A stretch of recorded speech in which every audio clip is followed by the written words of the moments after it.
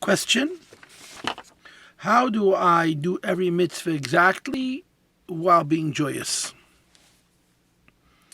That's a great question. And part of the answer to that question is habit. In other words, a significant part of Yiddishkeit in general is chinuch. We're taught how to do mitzvahs precisely when we're young, so that when we're grown, we take the precision for granted.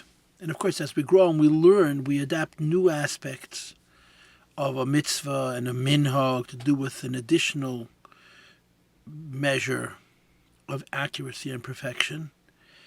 And we want it to become second nature to us. Not second nature that we don't pay attention to it, second nature that's part of our basic identity. And of course, this develops slowly over time if we're constant, if we're conscientious about growing in the details of the performance of mitzvahs.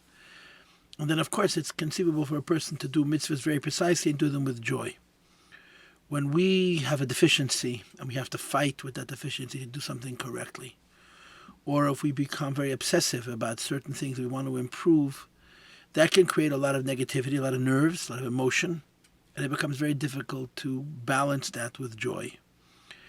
And the only answer that I know under those conditions and for those things is Kabbalah Sale.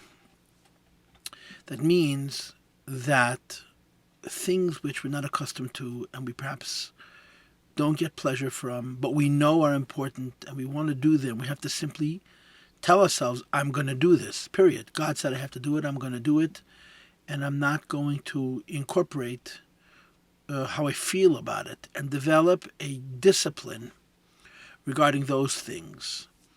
And then you have this concept, Samech Nefesh Avdecha. There's a number of different psukim that say the same thing. Ivdu as Hashem besimcha. Ivdu as Hashem besimcha has the emphasis on the word eved, which means we can get joy from being precise in the performance of mitzvahs. But we have to commit.